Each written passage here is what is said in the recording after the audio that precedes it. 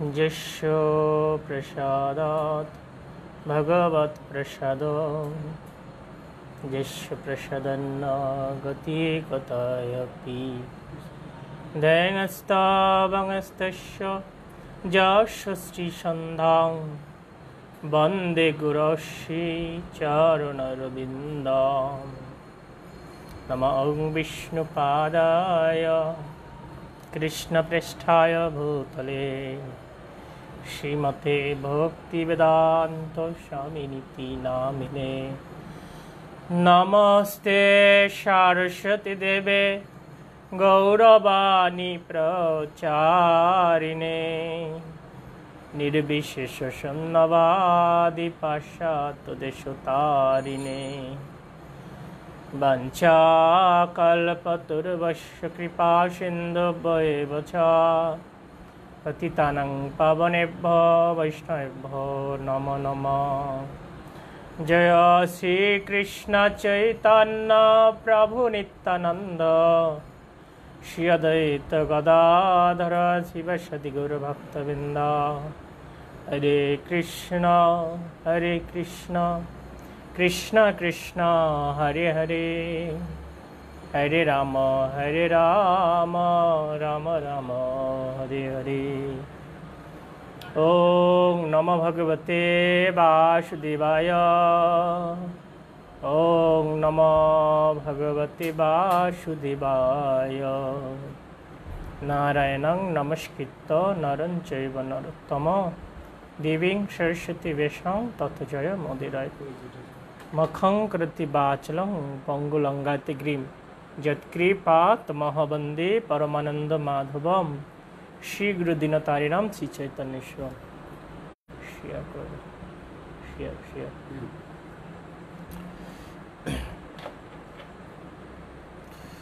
हरे कृष्ण।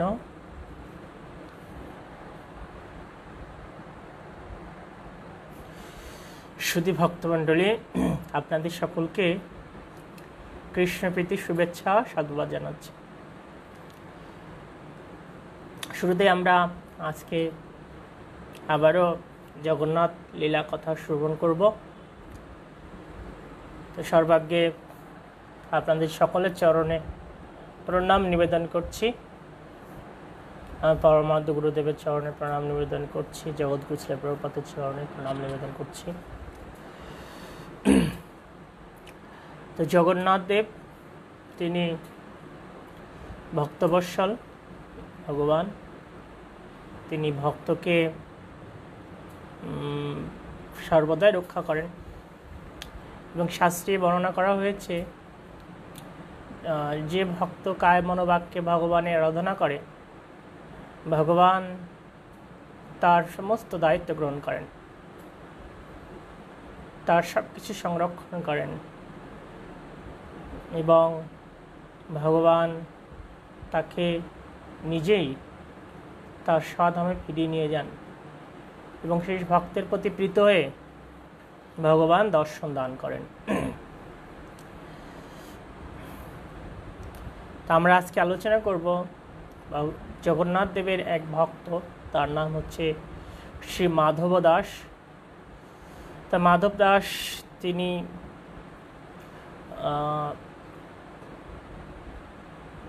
তার জীবনের শুরুতেই অনেক সম্পত্তির অধিকারী ছিলেন এবং খুব বিদ্বান ব্যক্তি ছিলেন। তার পাণ্ডিত্য ছিল অবর্ণনীয়। তিনি কান্যকুঞ্জ নামক একটা গ্রামে বাস করতেন আর সেখানে তিনি সেই পাণ্ডিত্য করতেন, ব্যবসা করতেন। এর ফলে তার অনেক সম্পত্তি হয়েছিল, কিন্তু দৈবক্রমে তার স্ত্রীর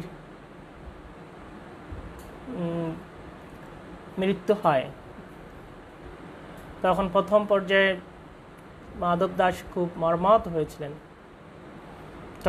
কিন্তু পরবর্তীতে তিনি এই বিষয়টাকে এর বাস্তবতা উপলব্ধি করে তিনি তার সেই সম্পত্তি, যা সম্পদ ভগবানের সেবা অর্পণ করে তিনি জগন্নাথপুরীতে গমন করেছিলেন।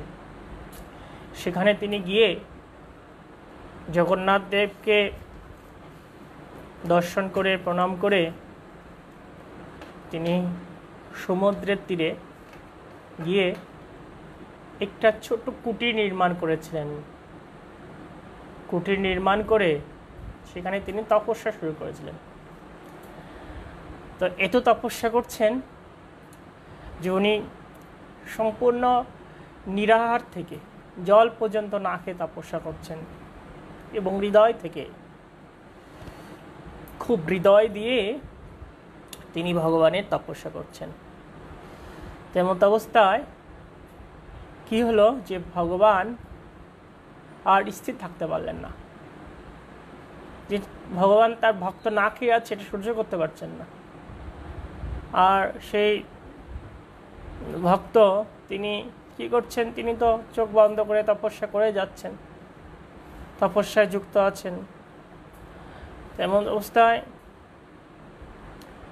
ভগবান জগন্নাথ দেব কী করলেন, তাকে যে থালায় ভোগ নিবেদন হয়, সুবর্ণ থালা, সেই থালায় তিনি তার ভক্তের জন্য প্রসাদ নিয়ে গেলেন আর নিয়ে ওই কুটিরে রেখে আসলেন, এসে আবার নিজে চলে আসছে। তখন মাধব দাস চক্ষু উন্মিলিত করলেন, তখন দেখলেন যে প্রসাদ। তো দেখে মাধব দাস বুঝতে পেরেছেন এই প্রসাদ সাক্ষাৎ ভগবান দিয়ে গেছেন। মাধব দাস পরম তৃপ্তি সহকারে এই প্রসাদ আস্বাদন করে আবার ধ্যানমগ্ন হলেন।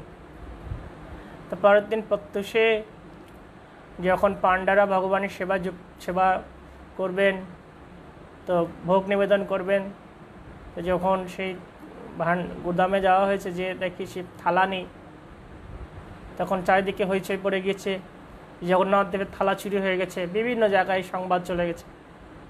এভাবে বিভিন্ন জায়গায় যেহেতু চলে গিয়েছে, তো কোনো একজন ব্যক্তি দেখি যে ওই থালাটা ওই ভক্তের মাধব দাসের কুটিরে রয়েছে।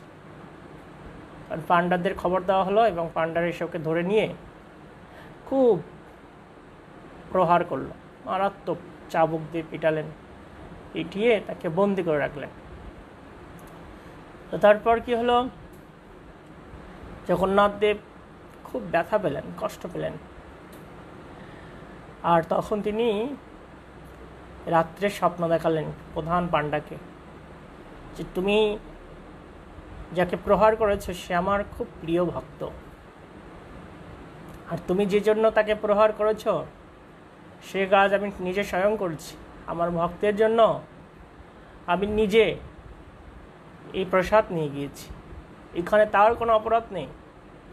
তুমি এখনই যাও, যে ওর কাছে ক্ষমা চাও। তখন সেই পূজারী প্রভু জগন্নাথের কাছে ক্ষমা ভিক্ষা প্রার্থনা করে সে মাধব দাসের কাছে গেলেন, গিয়ে তার চরণে প্রণত হয়ে তার কাছে ভুল স্বীকার করলেন। তো মাধব দাস হচ্ছে পরম ভক্ত, তিনি সহজেই সেই পাণ্ডাকে হৃদয় ধারণ করলেন, বুকে জড়িয়ে ধরলেন এবং তার সমস্ত কষ্ট ভুলে গেলেন। তবে সেখান থেকে সেই মাধব দাস তিনি তার সেই ভগবানের সেবা আরাধনা এগুলো চালিয়ে যেতে লাগলেন। তো দৈবক্রমে কি হলো, মাধব দাসের হঠাৎ করে অতিসার রোগ হলো, খুব পীড়া দেখা দিল। মাধব দাস তো দেহের প্রতি কোনো যত্ন নেয় না, দেখে সে অসুস্থ হয়ে যাচ্ছে, কি হবে। আর এই অসুস্থর সময়ও মাধব দাস তিনি ভগবানকে ডাকছেন, স্মরণ করছেন। তখন জগন্নাথ দেব স্থির থাকতে পারলেন না, তিনি তার সে শিবজ্ঞ থেকে বেরিয়ে এসে তিনি একটা ছোট বালক রূপ ধারণ করে ওই মাধব দাসের সেবা শুশ্রূষা করলেন। আর ভগবানের হস্ত হচ্ছে দিব্য, সেটা স্পর্শ করবে সেটা পূর্ণতা হবে, সেটা দিব্য হবে। অল্প সময়ে মাধব দাস সুস্থ হয়ে গেলেন। মাধব দাস যখন সুস্থ হয়েছেন তখন দেখে যে সাক্ষাৎ ভগবান তার সেবা করছেন। তখন মাধব দাস খুব কান্না করছেন, হে প্রভু, আপনি এটা কি করছেন? আমি আপনার সেবক, আপনি কেন সেবা করছেন? এভাবে কেন আমাকে অপরাধী করছেন? তখন জগন্নাথ দেব বললেন, হে মাধব দাস, তুমি যেমন আমাকে সেবা করে আনন্দ পাও, ঠিক তেমনি আমিও তোমাকে সেবা করে আনন্দ পাই। আমার ভক্ত যেমন আমাকে সেবা করে আনন্দ পায়, ঠিক প্রতি আমার ভক্তের সেবার মাধ্যমে আমি আনন্দ আস্বাদন করি। মাধব দাস বললেন যে দেখো, মাধব দাসকে বললেন যে দেখো, যে আমি চাইলেই আমার দৃষ্টিপাতের মাধ্যমে তোমাকে সুস্থ করে দিতে পারতাম, কিন্তু সেটা করেনি। আমি আমার ভক্তের সেবা করতে ভালোবাসি। আর তিনি আরও বললেন, দেখো, প্রত্যেকের কিছু প্রার্থ কর্মফল থাকে, আর আমি তোমার সেই কর্মফলকে নাশ করার জন্য এভাবে তোমাকে অসুস্থ করে দিয়েছিলাম। এখান থেকে আমরা কিছু শিক্ষা পেতে পারি। সেটা কি? সেটা হচ্ছে যে ভগবানও তার ভক্তের সেবা করেন, তাহলে আমাদেরও সেই ভক্তদের সেবায় যুক্ত হওয়া দরকার।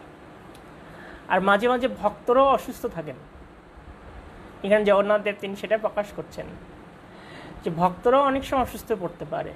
তার কারণ কি? তার কিছু প্রারব্ধ কর্মফল যেটা বহু অন্য জন্মের ছিল, আর সেটা ভগবান ওই সে অল্প কিছু রোগ শোক দিয়ে তাকে দূর করে দেন। সেটা আমাদের সবসময় স্মরণে রাখতে হবে। এরপর মাধব দাসের এই যে মহিমা চারিদিকে ছড়িয়ে পড়ল, যে মাধব দাস পরম ভক্ত, সবাই মাধব দাসের কাছে আসতে শুরু করলো। এতে মাধব দাস যেহেতু পরম বৈষ্ণব, তখন তিনি খুব ভাবছেন যে তার দৈন্যতা কাজ করছে, যে আমার কাছে সবাই আসছে, আমি মূঢ় ব্যক্তি। কারণ মাধব দাস সেখান থেকে চলে গেলেন। দেখুন, আমরা কি করি?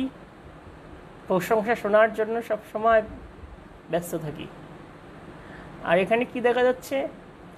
মাধব দাসের সবাই সে প্রশংসা করছে, সেটা তিনি না শুনতে চেয়ে শুনবেন না বিধায় সেখান থেকে চলে গেছেন।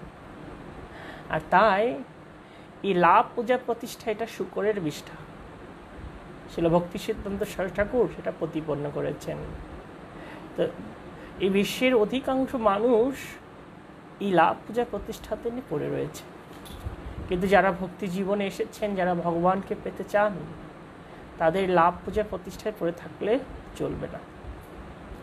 তো সেই বৈষ্ণব তিনি বিভিন্ন জায়গায় এই হরিনাম প্রচার করছেন, বিভিন্ন জায়গায় ঘুরছেন। তো একবার তিনি কি করলেন? এই ভিক্ষা সংগ্রহ করার জন্য একটা গৃহে ঢুকলেন। তো সেই গৃহে ওই স্ত্রীলোকটা কি করছিলেন? ওই যে গৃহে তিনি আলপনা দেয়, বিভিন্ন উৎসবে আলপনা দিচ্ছিলেন। তো মাধব দাসকে দেখে ও একটা ভিক্ষুক মনে করে রাগান্বিত হয়ে ওই স্ত্রীলোকটা কী করলো, ওই যেটা কাপড় দিয়ে ওই চালটা ঢাকা ছিল, গুঁড়াগুলো ওর মুখে ছুঁড়ে মেরেছে। তো মাধব দাস তাতে কিছু মনে করেনি। তিনি যেহেতু পরম বৈষ্ণব, তিনি ওইটা নিয়ে কী করলেন? গৃহে ফিরে গেলেন। আর পরবর্তীতে তিনি ওই কাপড়টাকে সুন্দর একটা দ্বীপ তৈরি করলেন। আর দ্বীপ তৈরি করে তিনি ওইটাকে ভগবানকে উদ্দেশ্যে নিবেদন করলেন। আর যখন ওই দ্বীপ ভগবানের উদ্দেশ্যে নিবেদিত হলো, তখন ভগবানের করুণায় সেই স্ত্রীলোকটা তিনিও সেই তার হৃদয়ে পরম ভক্তি অনুভব করতে পারলেন, এবং তিনি পরম সেই পরিপূর্ণভাবে ভগবান চরণে আত্মসমর্পণের সুযোগ পেলেন। তখন সেই স্ত্রীলোকটা উপলব্ধি করতে পেরেছিলেন যে ওই বৈষ্ণবের চরণে আমি অপরাধ করেছি, কিন্তু বৈষ্ণব কত করুণাময়, তিনি আমাকে করুণা দান করলেন, আমাকে ভগবানের চরণে সমর্পিত করেছেন। দেখুন, বৈষ্ণব সবসময় করুণাময়। তিনি নিজের মান অপমান চিন্তা না করে সবসময় চিন্তা করেন যে কিভাবে আমি অপরকে কৃষ্ণ ভাবনায় যুক্ত করতে পারবো, তাকে কৃষ্ণ প্রেম দিতে পারবো, তাকে ভগবানের চরণে সমর্পিত করতে পারবো। এই জন্য একজন বৈষ্ণবকে বলা হয় প্রকৃত পরোপকারী। যারা এই কৃষ্ণ ভাবনা প্রচার করছে তারা প্রকৃতই পরোপকারী জগতে। এরপরে কি হলো, কাশীর একজন বড় পণ্ডিত তিনি নিজেকে নিজের পাণ্ডিত্য জাহির করার জন্য বিভিন্ন জায়গায় যারা বড় বড় পণ্ডিত তাদেরকে পরাজিত করে করে তিনি আসলেন পুরীধামে। তো তিনি পুরীধামে এসে শুনলেন যে এখানকার সবচেয়ে বড় পণ্ডিত হচ্ছে মাধব দাস। তখন তিনি মাধব দাসের সাথে তর্কযুদ্ধ আহ্বান করলেন, কিন্তু মাধব দাস তিনি তো পরম বৈষ্ণব, তিনি চান না কেউ তার কাছে পরাজিত হোক, বা তিনি একজন প্রকৃত বৈষ্ণব কখনো প্রতিযোগিতা করে না, প্রতিযোগিতা যুক্ত হয় না, কারণ বৈষ্ণব জয়ী হতে চায় না, বৈষ্ণব চায় কীভাবে ভগবানের সেবা হবে। তখন কি করলেন, উনি তো তর্কে লিপ্ত হতে চাচ্ছেন না, আর ওই পণ্ডিতটা তো ছাড়বে না, কারণ ওর একটাই লক্ষ্য কীভাবে নিজের পাণ্ডিত্য জাহির করবে। তখন বাধ্য হয়ে মাধব দাস তিনি কী করলেন, তিনি বলছেন ঠিক আছে আমি আপনার কাছে পরাজয় মেনে নিচ্ছি। একটা কাগজে তিনি হস্তে লিখে দিলেন, মাধব হারিল আর পণ্ডিত জিতল। মাধব হেরে গেছে আর ওই পণ্ডিতটা জিতে গেছে। এই চিঠিটা, এই কাগজটা পেয়ে ও খুব খুশি হয়েছে, আরও বিভিন্ন জায়গায় দেখাচ্ছে। কিন্তু অন্যান্য জায়গায় যারা পণ্ডিত তারা ওটা দেখিয়ে বলছে যে মিলাচ্ছে, তো মিলিয়ে দেখছে ওখানে লেখা আছে মাধব জিতিল পণ্ডিত হারিল। মানে ভগবানের যেহেতু পরম ভক্ত মাধব দাস, তো ভগবান প্রকৃতটা পরে পরিবর্তন করে দিয়েছেন, প্রকৃত বিষয়টাকে তুলে ধরেছেন। তো এটা যখন ওই পণ্ডিত দেখলো যে কি আমাকে পরাজিত লিখে দিয়েছে, রেগে সে আবার জগন্নাথপুরীতে উপস্থিত হয়ে সেই মাধব দাসের গৃহে গিয়ে হাজির হলো। তো হাজির হলে কি হলো, তখন ওই সময়টা মাধব দাস গিরিয়ে ছিলেন না। মাধব দাস না থাকলে সেই সুযোগে স্বয়ং জগন্নাথ তিনি কি করলেন, তিনি নিজে মাধব দাস রূপ ধারণ করে ওই পণ্ডিতের কাছে হাজির হলেন। তখন ওই পণ্ডিত চুক্তি করল যে হারবে, হার স্বরূপ তার কি হবে, মুখে কালি মেখে ঘোড়ার পিঠে চড়ে এই নগর ঘুরতে হবে। তা সহজে ওই পণ্ডিতটা ভগবান জগন্নাথ দেবের কাছে পরাজিত হলেন। আর তখন জগন্নাথ দেব কী করলেন, মাধব দাস রূপে আছেন, তো উনি ওই পণ্ডিতটাকে মুখে কালি মাখিয়ে বিভিন্ন জায়গায় ঘুরে বেড়াচ্ছেন, বিভিন্ন জায়গায় নিয়ে যাচ্ছেন। আরও তো অপমানে অবস্থা খারাপ। তা মূল যে মাধব দাস সে হঠাৎ করে মূল ঘটনাটা জানতে পেরে সামনে যখন আসছে, আর তখন প্রভু জগন্নাথ সেখান থেকে অন্তরিত হয়ে গেছে। দুটো মাধব তো এক জায়গায় থাকতে পারে না। তখন কি হলো, তখন প্রভু জগন্নাথ দেবের কাছে সে মাধব দাস প্রার্থনা করছেন যে হে প্রভু, আপনি একে ক্ষমা করুন, একে কৃপা করে ক্ষমা করে দেন। এবং তখন ওই মাধব দাস ওই পণ্ডিতটাকে ওই ঘোড়ার থেকে নামিয়ে তাকে বুকে জড়িয়ে ধরলেন। তখন ওই পণ্ডিত নিজের অহংকারকে বুঝতে পারলেন যে আমি কত অহংকারী ছিলাম, আর বৈষ্ণব কত শ্রেষ্ঠ, কত সুন্দর। আসলে বৈষ্ণবের এমনই গুণ, বৈষ্ণব সবসময় পর উপকারে যুক্ত, বৈষ্ণব কখনো আত্মাভিমান করেন না। তা আমরা যারা ভক্তি জীবন অনুশীলন করছি আমাদের এই ভাব বজায় রাখা দরকার। যদি এই ভাব বজায় রাখি আমরা অবশ্যই ভগবানের করুণা পাবো, অবশ্যই গুরু বৈষ্ণবের আশীর্বাদ লাভ করতে পারব। তো একদিন মাধব দাস তিনি বৃন্দাবন অভিমুখে ধাপিত হলেন, বৃন্দাবন যাবেন। অর্থাৎ একটা বাউজি তিনি তার গৃহে মাধব দাসকে নিমন্ত্রণ করলেন যে আপনি আমার গৃহে একটু প্রসাদ গ্রহণ করুন। তো মাধব দাস স্বীকার করলেন। তো মাধব দাস যখন বসে প্রসাদ পাচ্ছেন, তো তার পাশে হঠাৎ একটা সুন্দর দিব্য রূপধারী বালক বসেও প্রসাদ পাচ্ছে। তখন ওই বাউজি দেখলো যে একটা সুন্দর বালক। তখন ওই বাউজি ভাবছে যে কোনো হয়তো পিতামাতা তার সন্তানকে প্রতিপালন না করতে পেরে এই সন্ন্যাসী হাতে দিয়েছেন। কিন্তু মাধব দাস কি দেখছেন, তার পাশে সাক্ষাৎ ব্রজেন্দ্র নন্দন শ্রীকৃষ্ণ বসে আছেন। তো মাধব দাসের আনন্দ আর ধরছে না। তো দেখুন ভগবান কতভাবে তার ভক্তকে করুণা করেন। তা আমাদের সেই ভগবানের পাদপদ্মে নিয়ত যুক্ত থাকতে হবে। জয় জগন্নাথ দেব ভগবান কি জয়, কৃষ্ণচন্দ্র ভগবান কি জয়, শ্রী শ্রী রথযাত্রা মহোৎসব কি জয়। আগামীকাল উল্টো রথযাত্রা। আপনারা আপনাদের গিরিয়ে থেকে মানুষে উল্টো রথে যুক্ত হবেন। এই কলিযুগে মানুষে ভগবানের সেবার গুরুত্ব আছে এবং সেটা শাস্ত্রে স্বীকৃত হয়েছে।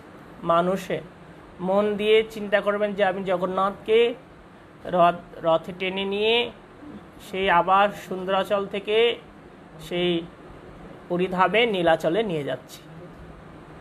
এটা হচ্ছে এই হৃদয়ের ভাব দিয়ে আপনার জগন্নাথকে আবার তার মন্দিরে ফিরিয়ে নিয়ে আসবেন। আর কালকে একাদশী ব্রত মহোৎসব আছে, সকলে উপবাস করবেন, যারা করেন না তারাও উপবাস করবেন। আর আরেকটা বিশেষ সকলের কাছে প্রার্থনা যে আমাদের ইস্কনের অন্যতম আচার্য জীবিতশ্রী শিল প্রভুপাদের খুব প্রিয় শিষ্য শ্রী শ্রীমৎ ভক্তিচারু স্বামী মহারাজ, তিনি আমেরিকাতে প্রচার করতে যেয়ে সেখানে করোনা ভাইরাসে তিনি আক্রান্ত হয়েছিলেন। তো তিনি মাঝে আবার সুস্থ হয়েছিলেন অনেকটা, কিন্তু হঠাৎ করে আবার তার হার্ট অ্যাটাক হওয়ার জন্য তিনি এখন আরও অসুস্থ পড়েছেন। তো বৈষ্ণবের আবেদনে কৃষ্ণ দয়াময় আমাদের সমস্ত বৈষ্ণবদের এখন সেই পরম বৈষ্ণবের জন্য প্রার্থনা করা উচিত। আমরা যদি তাহলে অবশ্যই ভগবান কৃপা করে ওনাকে আমাদের কাছে ফিরিয়ে দেবেন। আর ওনার মতো পরম সেই গুরু যিনি জগতে যত বিচরণ করবেন তত জগতে মঙ্গল হবে। তা আপনারা যারা আমার কথা শুনতে পাচ্ছেন বা শুনছেন, সকলের কাছে অনুরোধ, উনি সুস্থ না উনি পুরোপুরি সুস্থ না হওয়া পর্যন্ত আপনারা ওনার সকলে ওনার জন্য প্রার্থনা করবেন। প্রতিদিন কয়েক মালা করে জপ করবেন, এটা প্রার্থনা থাকলো সকলের চরণে। এরপর আমরা ভাগবতম থেকে আস্বাদন করব। গতকাল আমরা 6 পর্যন্ত পাঠ করেছিলাম, আজকে আমরা 7 থেকে পাঠ করব।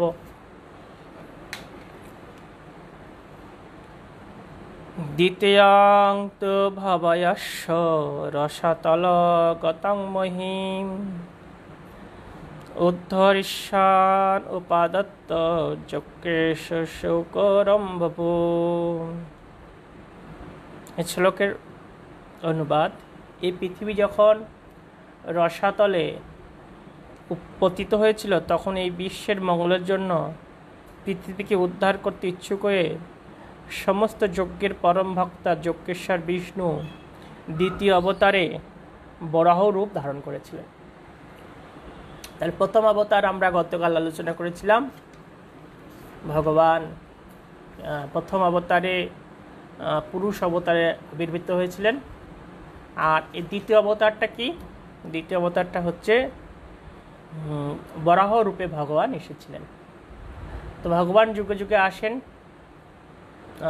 তিনি অবতরণ করেন অবতার রূপে বিভিন্নভাবে তার সৃষ্টিকে রক্ষা করার জন্য, দুষ্টকে দমন করার জন্য এবং সাধুদেরকে রক্ষা করার জন্য।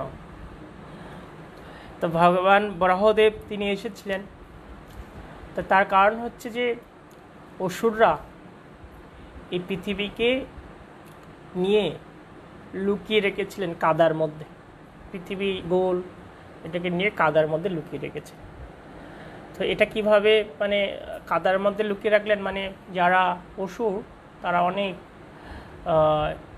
সেই তাদের ভিতরে যেহেতু যোগ করে, যোগ অনুশীলন করে, অনেক জাদুবিদ্যা জানে। সেভাবে লুকিয়ে রেখেছিলেন। যখন ব্রহ্মা তার প্রথম পুত্র মনুকে এই পৃথিবীর দায়িত্ব গ্রহণ করার জন্য নির্দেশ দিয়েছিলেন, তখন মনু ব্রহ্মার কাছে এসে বলছেন, হে পিতা, আমি কোন পৃথিবীর দায়িত্ব গ্রহণ করব? যে দায়িত্ব গ্রহণ করতে বলছেন তা দেখে পৃথিবী নাই। তখন যে পৃথিবী খুঁজে পাচ্ছে না, তখন ব্রহ্মাও দেখছে পৃথিবী তো নাই। তা আমরা ব্রহ্মা সম্পর্কে বলি যে গতকাল বলেছিলাম ব্রহ্মা হচ্ছে ভগবানের সৃষ্ট প্রথম জীব।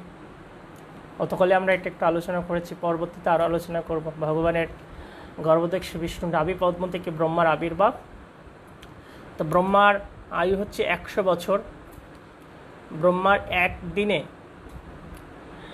71 মনু 14 মনু আবির্ভূত হন। একদিন সমান কত যুগ? 1000 চতুর্যুগ। আর 14 মনুর আবির্ভাব হয়, মানে প্রায় একটা মনুর রাজত্বকাল হচ্ছে 71 চতুর্যুগ। এক চতুর্যুগের সময়সীমা কত? 43 লক্ষ বছর এক চতুর্যুগের সীমা। তো এভাবে সে মানে মনুরা শাসন করেন। 14 মনু। প্রথম মনুর নাম হচ্ছে স্বয়ম্ভু মনু, তারপরে সারচিস, উত্তম, তামস, রৈবত,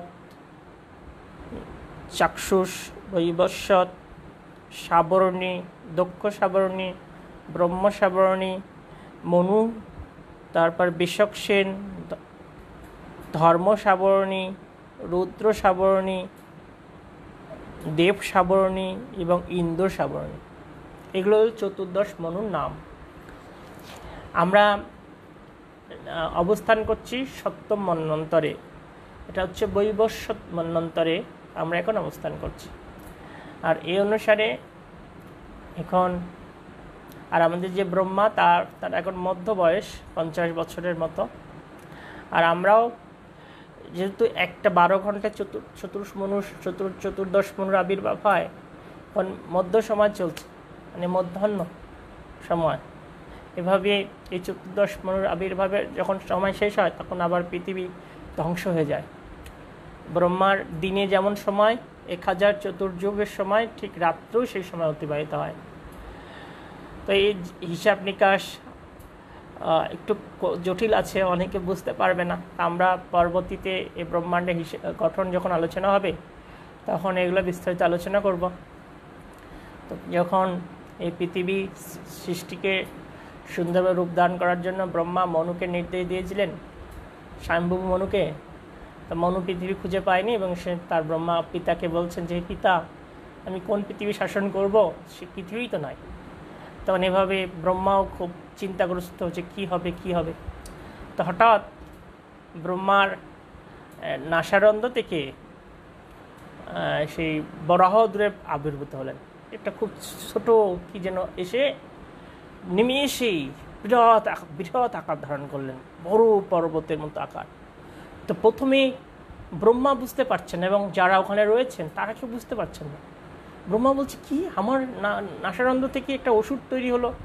প্রথমে বুঝতে পারিনি, কিন্তু পরবর্তীতে ব্রহ্মা, মনু তারা বুঝতে পারলেন। স্বয়ং ভগবান দর্শন করলেন। তখন ব্রহ্মা স্তুতি করছেন, তারপর মনু স্তুতি করছেন সে ভগবান বরাহদেবের উদ্দেশ্যে। তো সেই বরাহদেব, তো ভগবান কেন বরাহ রূপে আসলেন এই পৃথিবীকে উদ্ধার করতে? কারণ ভগবান তিনি লীলা পুরুষোত্তম, বিভিন্ন লীলায় তিনি যুক্ত থাকেন। তো যেহেতু কাদার মধ্যে রেখেছে পৃথিবীকে লুকিয়ে, আর কাদার মধ্যে লুকানো দ্রব্যকে খুঁজে পায় কে সহজে? শূকর। তো ভগবান সেজন্য শূকর রূপে এসেছেন, বরাহ রূপে। দেখুন, অনেকে বলে যে ভগবান কি, যিনি যদি স্বয়ং ভগবান কিভাবে দেবকীর গর্ভে আবির্ভূত হয়? কিন্তু ভগবান তিনি যেভাবে যে কোনোভাবে আবির্ভূত হতে পারেন। ভগবান তিনি ইচ্ছা করলেই তার যে কোনো রূপে আবির্ভূত হতে পারেন, যে কোনো উৎস থেকে। যেমন নৃসিংহদেব ভগবান, তিনি এসেছিলেন, কোথা থেকে আবির্ভূত হয়েছিল? ওনার আবির্ভাব হয়েছে পাথরের মধ্যে থেকে, ফটিক স্তম্ভ থেকে। তো ভগবান আসলে তিনি লীলাবিলাস করার জন্য সেই ভক্তের বাৎসল্য ভাব, মাধুর্য ভাব, তারপরে হচ্ছে সেই সখ্য ভাব, এই ভাবগুলো আস্বাদন করার জন্য তিনি আসেন, এসে কোনো মায়ের গর্ভে জন্মগ্রহণ করেন। তো ভগবান প্রকৃতপক্ষে তিনি একজন মানে লীলা পুরুষোত্তম। আর তাই সাধারণ মানুষ যারা মূঢ়, যারা নরাধম, তারা ভগবানের আবির্ভাবকে উপলব্ধি করতে পারে না। তো ভগবান শ্রীকৃষ্ণ তিনি গীতাতে বলছেন, জন্ম কর্ম চ মে জীবম এবং যে ব্যক্তি তত্ত্বত তক্তা দেহং পুনর্জন্ম নৈতি মামিতে সহ অর্জুন, যে হে অর্জুন, আমার এই দিব্য জন্ম এবং কর্ম যিনি যথাযথভাবে জানেন, তাকে আর পুনরায় জন্মগ্রহণ করতে হয় না। তো সাধারণ মানুষ ভগবানকে একটা সাধারণ জীব বলে মনে করে, তারা ভগবান থেকে অস্বীকার করে। কিন্তু ভক্তরা কখনো ভগবানের ভগবত থেকে অস্বীকার করে না। যখন এই বরাহ রূপ নিয়ে ভগবান এসে তিনি কি করলেন, ওই পৃথিবীকে মাটির সেই কাদার মধ্যে থেকে উদ্ধার করে আবার স্বস্থানে স্থাপন করলেন। আর বরাহ রূপে তিনি দুবার এসেছিলেন, একবার পৃথিবীকে উদ্ধার করেছিলেন, আর একবার তিনি এসে এই হিরণ্যক্ষকে বধ করেছিলেন। হিরণ্যকশিপু এবং হিরণ্যক্ষ দুই ভাই ছিল, তাদের এক ভাই ছিল হিরণ্যক্ষ, ছোট ভাই। হিরণ্যকশিপু বড় আর হিরণ্যক্ষ ছোট। হিরণ্যক্ষকে সেই ভগবান এসে বরাহ রূপ ধরে এসে তিনি সেই হিরণ্যক্ষকে বধ করেছিলেন। এরপরে আমরা 8 নম্বর শ্লোক দেখব। এই যে অবতারগুলো আমরা পরপর পড়ব, এগুলো বিস্তারিত সব কিছুর বর্ণনা ধীরে ধীরে ভাগবতমে আছে। তবু আমরা একটু সামান্য জিষ্ট বিষয়গুলো আলোচনা করব। তৃতীয়ম ঋষি স্বর্গম বৈ দেবশীতাম উপেত্য তন্ত্রাম সততম অষষ্ঠ নষ্কর্মম কর্মণম যত। ঋষিকল্পে পরমেশ্বর ভগবান দেবশ্রী নারদ রূপে তার তৃতীয় সপ্তাবেশ অবতারে আবির্ভূত হন। বেদে যে সমস্ত বর্ণনা ভগবত ভক্ত নিষ্কাম কর্ম সম্বন্ধে জীবকে অনুপ্রাণিত করে, তিনি সেগুলো সংকলন করেছিলেন। তো এই নারদমণিও ভগবানের অবতার। তিনি কোন অবতার? সপ্তাবেশ অবতার। তো নারদমণি এসে কি করেছেন, তিনি এই বিশ্বে এই কৃষ্ণ ভাবনাকে প্রতিষ্ঠা করেছেন, ভগবত ভক্তি। আর বেদের যে যে অংশে ভগবত ভক্তির বর্ণনা আছে, সেইগুলো নারদমণি জগতের মাঝে প্রতিষ্ঠা করেছেন। তো নারদমণি তিনি মহান ভক্ত ভগবানের এবং তিনি স্বয়ং ভগবানের সপ্তাবেশ অবতার। তো নারদমণির শিষ্য কে ছিলেন? ব্যাসদেব, প্রহ্লাদ মহারাজ, তারপরে ধ্রুব মহারাজ, এরকম বড় বড় ব্যক্তিত্বরা নারদমণির শিষ্য ছিলেন। তা নারদমণি এই জগতে তিনি এখনও বিচরণ করছেন, বিভিন্ন জায়গায় বিচরণ করে করে এই কৃষ্ণ তত্ত্ববিজ্ঞানকে সুপ্রতিষ্ঠিত করছেন এবং প্রচার করছেন। একবার শ্রীল প্রভুপাদ তিনি আমেরিকায় প্রবচন দিচ্ছিলেন ব্যাসাসনে বসে, তখন হঠাৎ শ্রীল প্রভুপাদ তিনি ব্যাসাসন থেকে নেমে দণ্ডাবত প্রণাম করলেন। তো সাধারণত ব্যাসাসন থেকে নামা উচিত না, একমাত্র গুরুস্থানীয় কেউ যদি আসে তখন ব্যাসাসন থেকে নামতে হয়। তখন শ্রীল প্রভুপাদ নেমেছেন, এটা পরবর্তীতে শিষ্য জিজ্ঞাসা করছেন যে প্রভুপাদ আপনি কেন ব্যাসাসন থেকে নামলেন? তখন প্রভুপাদ বলছেন যে তোমাদের প্রতি কৃপা আশীর্বাদ করার জন্য এবং তোমাদের ভক্তিতে সন্তুষ্ট হয়ে স্বয়ং নারদমণি এখানে এসেছিলেন। সবাই হরিবল দিলেন যে নারদমণি এসেছেন। তো এরকম নারদমণি সর্বত্রই বিচরণ করছেন। তো আমাদের সেই নারদমণির করুণা পাওয়ার জন্য কী করা দরকার? সর্বদাই সাধুভাব বজায় রাখা দরকার। যে আমি এটা বৈষ্ণব শিক্ষা সাধনা ক্লাসে আলোচনা করেছিলাম যে অনেকে যারা গৃহে থাকে বা অনেকে যখন নিজ রুমে থাকে তখন খুব বেশি বৈষ্ণব ভাব বজায় রাখে না। হয়তো প্যান্ট শার্ট পরে থাকে, হয়তো মায়েরা ম্যাক্সি পরে থাকে, কিন্তু এইগুলো কিন্তু ভগবত ভক্তির প্রতিকূল। যেমন আমাদের অনেকে আশ্রমে যারা ব্রহ্মচারী তাদের যেমন কর্তব্য হচ্ছে কাছা দিয়ে কাপড় পরা, কিন্তু অনেকে কী করে হয়তো ঘরে রয়েছে সেই সন্ন্যাসী স্টাইলে কাপড় পরে। তো এইভাবে কি হয়, এভাবে আমরা সে সূক্ষ্মভাবে সেই সমস্ত পরম বৈষ্ণবদের করুণা থেকে বঞ্চিত হয়। কেননা আমাদের যে ভক্তি জীবন আমরা পালন করছি সেটা কি হচ্ছে, প্রতি ক্ষণে ক্ষণে পর্যবেক্ষণ হচ্ছে। সেই আমাদের পূর্বতন আচার্যগণ তারা পর্যবেক্ষণ করছেন যে আমি কিভাবে চলছি, কি করছি।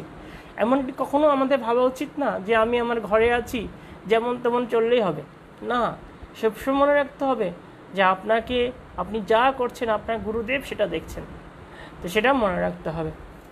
সেভাবে নারদমণি তিনি কি করলেন, জগতে কৃষ্ণ তত্ত্ববিজ্ঞানকে প্রতিষ্ঠা করলেন। তারপরে আমরা পড়ব 9 নম্বর শ্লোক। তুর্যে ধর্ম কলা স্বর্গে নর নারায়ণ ঋষি ভূতাত্ম উপশমম উপেতম অকরদুচ্চরম তপ। চতুর্থ অবতারে ভগবান ধর্মরাজের পত্নীর গর্ভে নর এবং নারায়ণ নামক যমজ পুত্র রূপে আবির্ভূত হয়েছিলেন। তার ইন্দ্র সংযমের আদর্শ প্রদর্শন করার জন্য কঠোর তপস্যা করেছিলেন।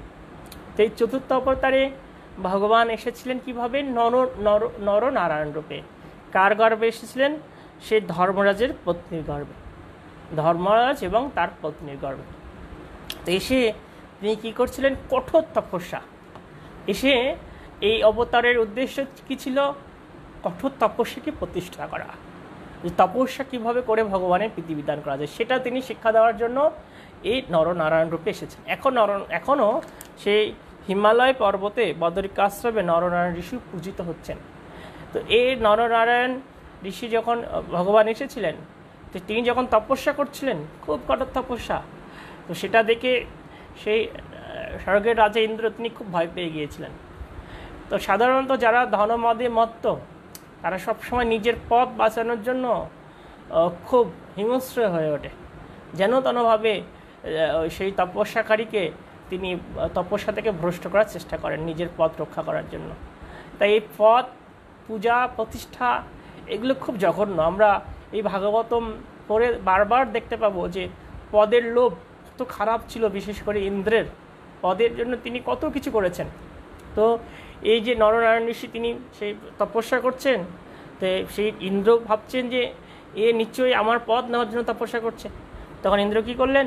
তিনি কিছু সুন্দরী অপ্সরাদের পাঠালেন সেই নরনারায়ণ ঋষির সেই তপস্যা ভঙ্গ করার জন্য। তো ভগবান তিনি হচ্ছেন সব কিছু করতে পারেন, আত্মারাম, ভগবানের কোনো কিছু অজানা নেই। তো ভগবান বুঝতে পেরেছেন যে এটা স্বর্গের রাজা ইন্দ্রের কাজ। তখন তিনি কি করলেন? তার শরীর থেকে তিনি এরকম ইন্দ্র যেমন সুন্দর সুন্দর অপ্সরা পাঠিয়েছেন, তার থেকে কোটি কোটি সুন্দরী সৃষ্টি করেছেন। তো ওই কোটি কোটি সুন্দরীর কাছে এই স্বর্গের অপ্সরা পেতনির মতো দেখাচ্ছিল, খুব মানে বিচ্ছিরি চেহারা, বুঝতে পেরেছেন? মানে ওই যে সৌন্দর্য, আর এর সৌন্দর্য খুব নোংরা লাগছিল। তো এরকম তখন সেই স্বর্গের অপ্সরারা খুব লজ্জিত হয়ে গেছে। তখন ভগবান কী করলেন? তিনি ওই যে কয়টা নারী সৃষ্টি করেছেন ওদের ভিতরে একজনকে স্বর্গের রাজার জন্য প্রেরণ করেছেন। তো এভাবে ভগবান তিনি এসে সে তপস্যা করার শিক্ষা দিলেন আমাদেরকে, যে কীভাবে তপস্যা করতে হয়। তপস্যা করার উদ্দেশ্য কি? যে যার জন্য তপস্যা করছি তার প্রতি আমার মন প্রাণ নিমগ্ন করা। যারা আমরা এখন বৈষ্ণব ধর্মে রয়েছি বা বৈষ্ণব ধর্ম গ্রহণ করতে আগ্রহী, আমরা কার জন্য তপস্যা করছি? কৃষ্ণের জন্য, কৃষ্ণের প্রীতিবিধানের জন্য। তা আমাদের তপস্যার সেই লক্ষ্য উদ্দেশ্য যেন বজায় থাকে, সেটা সব সময় মনে রাখতে হবে। সেই লক্ষ্যে যেন আমরা এগিয়ে যেতে পারি। আমরা যে জন্য তপস্যা করছি ভগবানের কাছে ফিরে যাব, ভগবানের প্রীতিবিধান করব, কিন্তু আত্মপ্রীতিবিধান যেন না হয়। আত্মপ্রীতিবিধান হলে তো প্রেম ভক্তি লাভ হবে না। এরপরে আমরা দেখব 10 নম্বর শ্লোক। পঞ্চম কপিল নাম সিদ্ধেশ কাল বিপ্লুতম প্রবাচ আসুরয় শঙ্খম তত্ত্বগ্রাম বিনির্ণয়ম। পঞ্চম অবতারে তিনি ঋষিশ্রেষ্ঠ শ্রী কপিল নামে অবতরণ করেন। তিনি আসুরি নামক ব্রাহ্মণকে সৃষ্টির উপাদান সমূহ বিশ্লেষণ করে সাংখ্য দর্শন প্রদান করেন, কেননা কালের প্রভাবে সেই জ্ঞান লুপ্ত হয়ে গিয়েছিল। তাহলে এরপরে কে এসেছিলেন? ভগবান কপিলদেব। তিনি কপিলদেব রূপে এসে তিনি কি করলেন? এই সাংখ্য জ্ঞান দান করলেন। এটা আমরা তৃতীয় স্কন্ধে পাবো। কপিলদেবের সেই কার্যকলাপ, তিনি সেই কর্দমমণি এবং দেবাহতী মাতার সেই গৃহে এসেছিলেন এবং দেবাহতী মাতাকে সে কপিলদেব তিনি কি করেছিলেন? সে সাংখ্য জ্ঞান, ভগবত তত্ত্ববিজ্ঞান দান করেছিলেন, যে কীভাবে এই জড়জগতের বন্ধন থেকে মুক্ত হয়ে ভগবত ধামে ফিরে যাওয়া যায়। এরপরে দেখব ষষ্ঠম অত্রে আপত্যতম বৃত্তপ্রাপ্ত অনুসূয়া নৈখিকম অলরকায় প্রহ্লাদ আদিব্য উচিবান। পরম পুরুষের ষষ্ঠ অবতার হচ্ছেন মহর্ষি অত্রির পুত্র ভগবান দত্তাত্রেয়। মাতা অনুসূয়ার প্রার্থনায় তিনি তার গর্ভে জন্মগ্রহণ করেছিলেন। তিনি অলর্ক, প্রহ্লাদ ও অনেককে পারমার্থিক জ্ঞান দান করেছিলেন। তাহলে ষষ্ঠ অবতারকে? ষষ্ঠ অবতার হচ্ছে ভগবান দত্তাত্রেয়। তা মাতা অনুসূয়া তিনি ভগবানকে পুত্ররূপে পাওয়ার বাসনা করেছিলেন, তখন ভগবান তার গর্ভে এসেছিলেন অত্রি ঋষির ঔরসে। তো অত্রি মুনি তিনি সেই তপস্যা করার জন্য গিয়েছিলেন এবং কঠোর তপস্যা করেছিলেন। তিনি সেই ব্রহ্মার নির্দেশে কঠোর তপস্যা যুক্ত হয়েছিলেন এবং এক পায়ের উপর ভর করে কঠোর তপস্যা করছিলেন। তার উদ্দেশ্য কি? সেই প্রজা সৃষ্টি, সেই উদ্দেশ্য ছিল, এবং ভগবানকে পুত্ররূপে পাওয়া। তখন অত্রিমণি তিনি যখন তপস্যা করছেন, তিনি সেই ব্রহ্মা, বিষ্ণু, মহেশ্বর তিনজনের উদ্দেশ্যেই তপস্যা নিবেদন করছিলেন। মানে শ্রীমদ্ ভাগবতম এগুলো আমরা পরবর্তী সব বিস্তারিত পাবো। তো তখন শিল প্রভুপাদ ব্যাখ্যা করছেন শাস্ত্রের রেফারেন্স দিয়ে যে অত্রিমণি তিনি খুব পুরোপুরি নিবেদিত ভক্ত ছিলেন না ভগবানের চরণে। এই জন্য তিনি ব্রহ্মা, বিষ্ণু, মহেশ্বর সকলের প্রতি তার মন ছিল এবং তিনি সকলের প্রতি তার চিত্ত নিমগ্ন করেছিলেন। তিনি সে তখন এই যে মন খুব সকলের প্রতি যেহেতু গিয়েছে, তখন তার তপস্যা এবং খুব ভালো ছিল। আর তখন সে ব্রহ্মা, বিষ্ণু, মহেশ্বর তিনজনই আসলেন অত্রিমণির সামনে। তখন অত্রিমণি বুঝে উঠতে পারছেন না, তিনি তবু হচ্ছে তিনজনকে দেখে এক পায়ে দাঁড়িয়ে আছেন, তিনি বুঝতে পারছেন না যে কি করব। তখন তারা তাকে অভয় দান করলেন। তখন অত্রিমণি দণ্ডবোধ প্রণাম করলেন। তো অত্রিমণি বলছেন যে আমি ঠিক বুঝতে পারছি না আমি আপনাদের কাকে ডেকেছি। তখন ভগবান শ্রীবিষ্ণু মৃদু এসে বলছেন যে হে অত্রিমণি, তুমি আসলে আমাদের তিনজনকে ডেকেছ, তা আমরা তোমার প্রতি সন্তুষ্ট হয়েছি। সন্তুষ্ট হয়ে আমরা তিনজনই তোমার পুত্ররূপে আবির্ভূত হব। তো ব্রহ্মা, বিষ্ণু, মহেশ্বর একত্রে এক আত্মা হয়ে তিনি দত্তাত্রেয় রূপে আবির্ভূত হলেন, হয়ে কি করলেন? পারমার্থিক জ্ঞান দান করলেন জগতে, যে কিভাবে পরম তত্ত্বকে উপলব্ধি করা যায়, কীভাবে জড়জগতের বন্ধন থেকে মুক্ত হয়ে গোলক বৃন্দাবন ধামে যাওয়া যায়, তাই না? এই জড়জগতের অনিত্যতা, এরকম বিভিন্ন শিক্ষা দান করলেন। তো দেখুন, আমরা যতই অবতার সম্পর্কে দেখব তত সমস্ত অবতারের উদ্দেশ্য একটাই, যে আমাদেরকে সে ভগবদ্ধামে ফিরে নিয়ে যাওয়া। আমাদের সেই বিষয়ে খুব সতর্ক হওয়া দরকার এবং নিজেদেরকে সেই বিষয়টা গভীরভাবে উপলব্ধি করা দরকার। এরপরে আমরা দেখব 12 নম্বর শ্লোক। ততসপ্তমে আকৃতম রুচে যজ্ঞ অব্যজয়তে সযম আদ্বৈশ্বগণৈ অপাদ স্বয়ংভুব অন্তরম। সপ্তম অবতার হচ্ছেন প্রজাপতি রুচি এবং তার পত্নী আকুতি পুত্র যজ্ঞ। স্বয়ংভুবুর মন্বন্তরে তিনি এই ব্রহ্মাণ্ড পালন করেছিলেন এবং তার পুত্র জাম আদি দেবতারা তাকে সেই কার্যে সহযোগিতা করেছিলেন।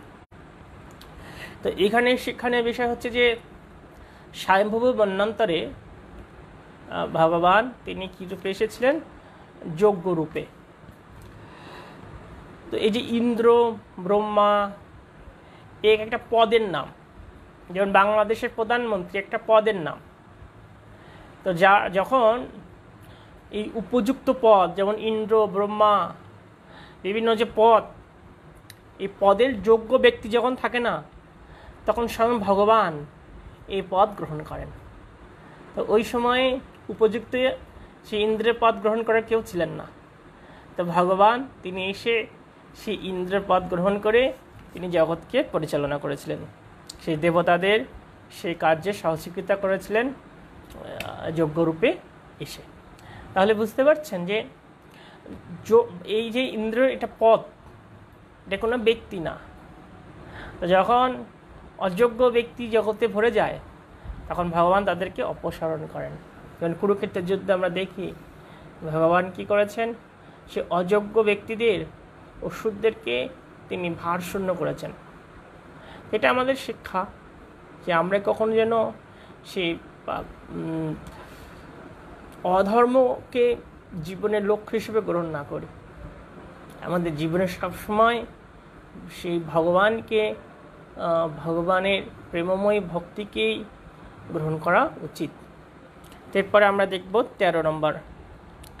অষ্টমে মেরুদেবাম তু নাভের জাত উরুক্রম দর্শয়ম বর্ত ধীরানম সর্ব আশ্রম নমস্কৃতাম।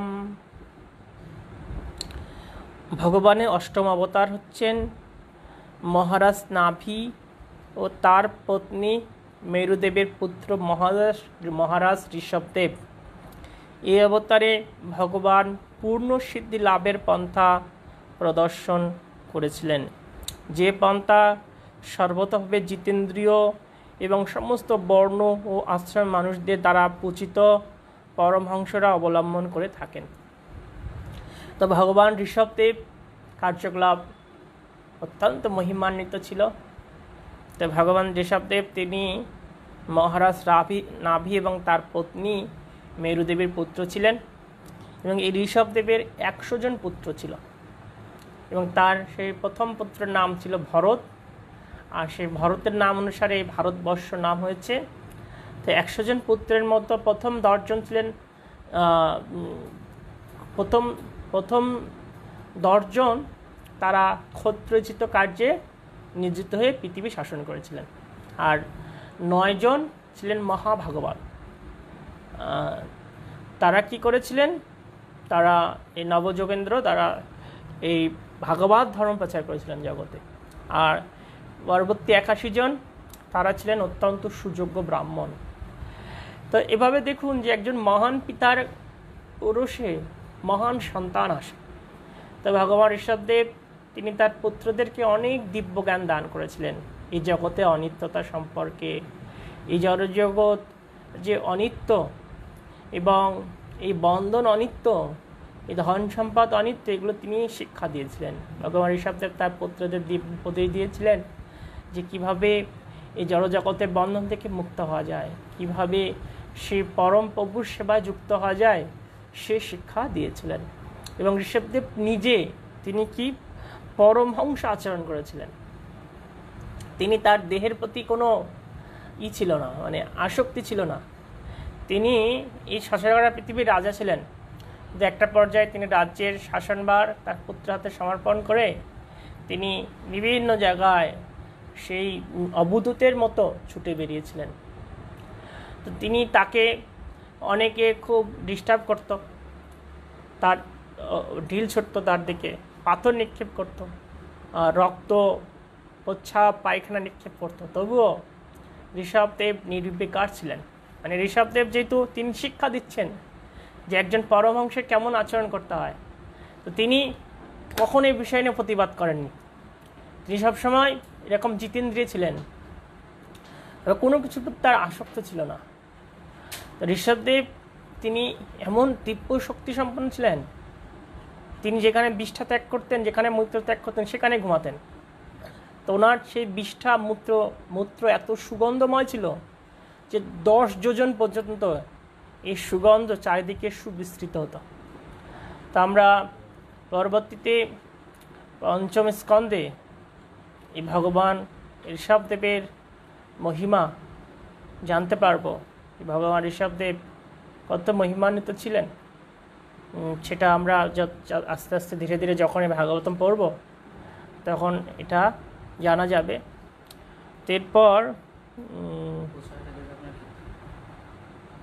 এরপরের শ্লোক আমরা দেখব 14 নম্বর শ্লোক।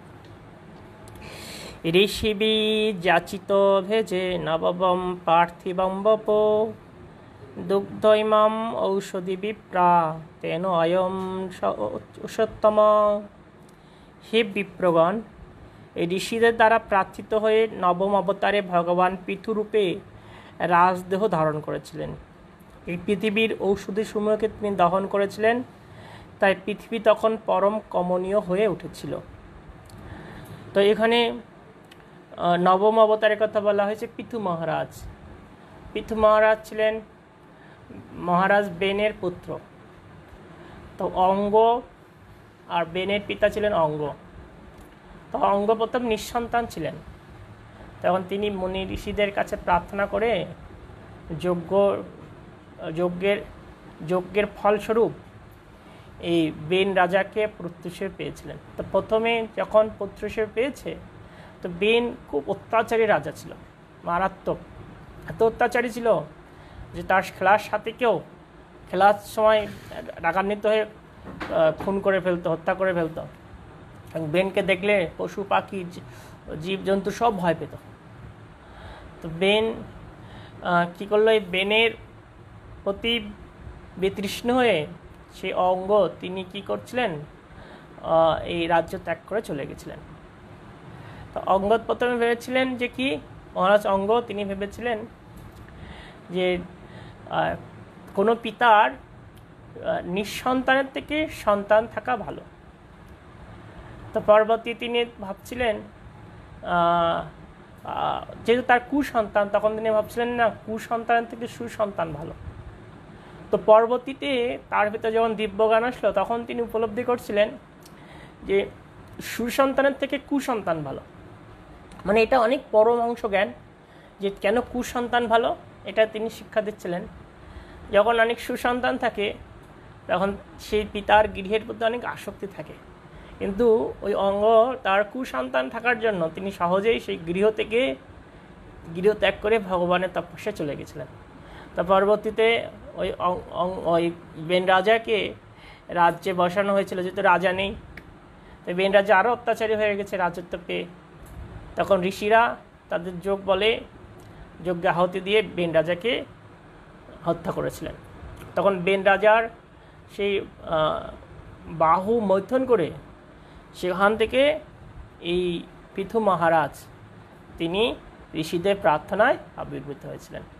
তো পৃথু মহারাজ তিনি ছিলেন এই পৃথিবীর আদর্শ রাজা। কিভাবে রাজ্য শাসন করতে হয়, কীভাবে প্রজা পালন করতে হয়, এই পৃথু মহারাজের আদর্শ সব জায়গায় শেখানো হয়। তিনি এত সুন্দর ভক্তবৎসল প্রজারক্ষক ছিলেন। তিনি এত সুন্দরভাবে প্রজাদের পালন করতেন। তিনি নিজের পুত্রের মতো করে প্রজাদের দেখতেন। প্রজাদের যখন যেটা প্রয়োজন সেটা দিতেন। আবার তিনি প্রজাদের কাছ থেকে সঠিকভাবে কর সংগ্রহ করতেন। মানে সঠিক রাজার যে দায়িত্ব সেটা তিনি পালন করতেন। তিনি প্রজাদের আধ্যাত্মিক জ্ঞান দান করতেন, আধ্যাত্মিকভাবে তিনি প্রজাদেরকে উন্নত করতেন। এবং পৃথু মহারাজের রাজ্যে একটা বিশেষ গুণ ছিল কি, যে সেই রাজ্যে সকলেই এই বর্ণাশ্রমে সীমাবদ্ধ, মানে বর্ণাশ্রম ধর্ম যথাযথভাবে পালন করতেন। শ্রীল প্রভুপাদ তিনি চেয়েছিলেন এই দৈব বর্ণাশ্রমকে প্রতিষ্ঠিত করতে, কিন্তু বর্তমানে এই বর্ণাশ্রম ধর্ম যথাযথভাবে পালন হচ্ছে না বিধায় জগতে এত অশান্তি। কিন্তু আমরা যখন পৃথু মহারাজের কার্যকলাপ পড়ব 4th স্কন্ধে, তখন দেখব যে তিনি কত সুন্দরভাবে রাজ্য পালন করেছেন এবং তার রাজ্যে কেন অত্যন্ত সুখ শান্তি ছিল, যে প্রজারা অত্যন্ত ধর্মের প্রতি অনুরক্ত ছিল। এবং শুধু প্রজারা ধর্মের প্রতি অনুরক্ত থাকলে চলবে না, যিনি শাসক তাকেও কী করতে হবে, তাকেও ধর্ম আচরণ করতে হবে এবং প্রজাদের সঠিকভাবে রক্ষা করতে হবে। শ্রীল প্রভুপাদ তিনি এ ব্যাপারে বলছিলেন যে বর্তমানে অনেক শাসক আছেন যারা প্রজাদের শুধু শোষণ করে, কিন্তু প্রজাদের প্রয়োজনীয় দ্রব্যগুলো দান করে না। আর এই জন্য বর্তমান সমাজ ব্যবস্থায় জনগণ অসুখী। কিন্তু শিল প্রভুপাদ চেয়েছেন যে যখন সেই মানুষ ভাগবতম আদর্শ গ্রহণ করবে এবং পৃথু মহারাজের মধ্যে রাজত্ব প্রতিষ্ঠা করবে, তখন জগৎ আবার পরম পবিত্র হবে, জগতে কোনো অভাব থাকবে না, কোনো রোগ শোক জরা ব্যাধি ত্রিতাপ ক্লেশ থাকবে না। পৃথু মহারাজের রাজ্যে কোনো ত্রিতাপ ক্লেশ ছিল না। তো আমরা পরবর্তীতে পৃথু মহারাজের মহিমা শ্রবণ করব। এরপরে আমরা 15 শ্লোক দেখব। রূপাম সযগ্রে মাসম চক্ষুষ উদধি সম্প্লবে নাভি আরোপ্য মহিমর্জম অপবশতম মনম। চাক্ষুষ মন্বন্তরে যখন মহাপ্লাবন হয় এবং সমস্ত পৃথিবী জলের অতল তলে নিমজ্জিত হয়, তখন ভগবান মৎস্যরূপ ধারণ করে বৈবস্বত মনুকে একটি নৌকার উপর রেখে তাকে রক্ষা করেছিলেন। তাহলে এখন আমরা কোন অবতার পাচ্ছি? মৎস্য অবতার। দশম অবতার হচ্ছে এই মৎস্য অবতার। ভগবান মৎস্য অবতার রূপে এসে তিনি পৃথিবী চলে যাচ্ছিল, তখন এই নিমজ্জন থেকে পৃথিবীকে রক্ষা করেছিলেন। তো সেই সময়ে ব্রহ্মার সেই সময় হয়গ্রীব নামে একটা অসুর এসে ব্রহ্মার মুখ থেকে সেই বেদ অপহরণ করে নিয়ে গিয়েছিল। তখন এই স্বয়ম্ভু মন্বন্তরে সে ভগবান মৎস্যরূপে এসে সে বেদকে পুনরুদ্ধার করে আবার সুপ্রতিষ্ঠিত করেছিলেন। পরবর্তীতে চাক্ষুষ মন্বন্তরে ভগবান আবার সেই মৎস্য অবতার রূপে এসেছিলেন। এসে সেই সময় রাজা ছিলেন সত্যব্রত। তিনি অত্যন্ত পুণ্যবান রাজা ছিলেন এবং তার সুখ্যাতি ছিল চারিদিকে, এবং তিনি অত্যন্ত ভগবত ভক্তিপরায়ণ ছিলেন। তো তিনি শুধু জল পান করে তপস্যা করতেন, এত সংযমী। তো এক সময় তিনি তপস্যা করছেন এবং সে সময় তিনি তর্পণ করছিলেন। তর্পণের সেই তিনি হাতে জল নিয়ে তর্পণ করবেন, এমন সময় দেখে তার হাতে একটা ছোট মৎস্য, খুব ছোট। তখন তিনি কি করলেন, ওই মৎস্যটাকে, তখন মৎস্যটা প্রার্থনা করছেন, হে রাজন, আপনি ভক্তবৎসল, আপনি কৃপা করে আমাকে এই দুস্তর সমুদ্র থেকে রক্ষা করে নিরাপদ স্থানে রাখুন। তো মাছ এবার কথা বলছে, যেহেতু রাজা ভক্তবৎসল প্রজারক্ষক, তিনি কি করলেন, ওই মাছটাকে, ছোট মাছটাকে নিয়ে একটা বড় কলসের মধ্যে রাখলেন। তো পরবর্তী দিনে রাজা যখন গেছে দেখতে, তখন দেখে কলসের মধ্যে মাছটা ধারণ ক্ষমতা রাখতে পারছে না, মাছটা অনেক কলসের থেকে বড় হয়ে গেছে। তখন এটা দেখে রাজা কী করলেন, ওই মাছটাকে নিয়ে একটা বিশাল কূপের মধ্যে রাখলেন। তো পরের দিন দেখি যে কূপেও মাছকে ধারণ করতে পারছে না। তারপরে তিনি সেই মাছটাকে তুলে নিয়ে একটা সরোবরে নিয়ে গেলেন। তখন তারপরের দিন দেখি যে সরোবরটাও মাছ ধারণ করার ক্ষমতা নেই। এরপরে তিনি কি করলেন, তিনি মাছটাকে নিয়ে সমুদ্রে রাখলেন। তো পরের দিন কি দেখলেন, এই সমুদ্রেরও সে মাছ ধারণ করার ক্ষমতা নেই, সমুদ্রের থেকে মাছটা বিশাল হয়ে গেছে। তখন রাজা বুঝতে পারলেন, রাজা সত্যব্রত, তিনি বুঝতে পারলেন যে এটা হচ্ছে কোনো সাধারণ কেউ নয়, স্বয়ং ভগবান। তিনি ভগবানের অবতার মৎস্য, তিনি এসেছেন।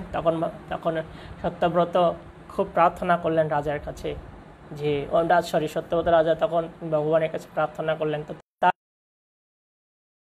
তখন ভগবান তার অবতরণের কারণ উল্লেখ করলেন, বললেন, হে রাজন, এখান থেকে 7 দিনের মধ্যে এই ব্রহ্মাণ্ডের মহাপ্রলয় হবে। তখন তুমি কি করবে, সমস্ত ঋষি, ঔষধি বীজ এবং মূল্যবান বস্তু নিয়ে তুমি একটা বিশাল নৌকায় আহরণ করবে।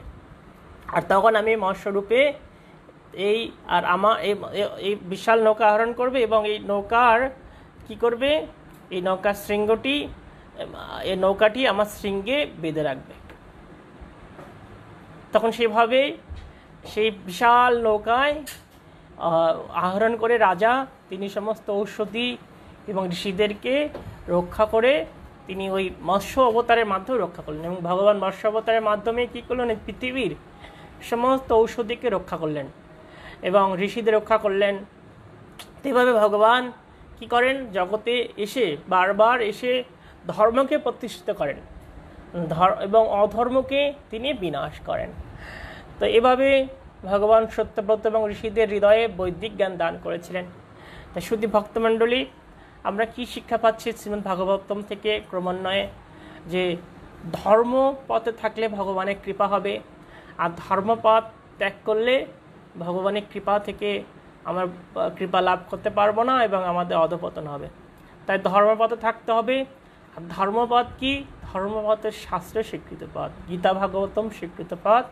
আর গীতা ভাগবতমের শিক্ষা কি? শিক্ষা হচ্ছে পরমেশ্বর ভগবান শ্রীকৃষ্ণের চরণে আত্মনিবেদন করা এবং সমস্ত প্রকার পাপময় কর্মকে বর্জন করা এবং গোলক বৃন্দাবন ধামের দিকে এগিয়ে চলা। তা আসুন আমরা সবাই সুন্দরভাবে আমাদের জীবনকে ভগবত ভাবনাময় করে গড়ে তুলি।